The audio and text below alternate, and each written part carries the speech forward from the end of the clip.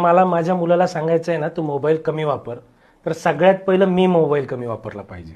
एक तुकोबारायांची एक छोटासा एक गोष्ट होती की एक माणूस आहे ना त्यांच्याकडे येतो आणि त्यांचा मुलगा आहे ना रोज शेंगदाणे खात असतो. माणूस त्या मुलाला खूप ओरडतो, पण तो काय ऐकतच नाही.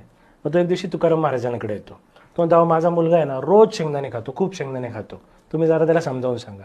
तुकाराम महाराज त्याला म्हणतात की तू उद्या ये. तो उद्या परत येतो, तो सेम सांगतो. तो म्हणतो तुम्ही अजून 2 दिवसांनी या.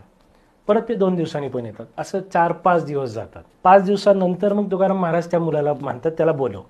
पण तो माणूस त्यांना म्हणतो की अहो तुम्ही हे 4-5 दिवस का मग विनाकारण घालवले. महाराज त्याला सांगतात की तुकाराम महाराज, अहो मला स्वतः शेंगदाणे खायची सवय, तर मी रोज शेंगदाणे खातोय आणि मी तुमच्या मुलाला उपदेश करतोय खाऊ नको, ते चुकीचं आहे ना.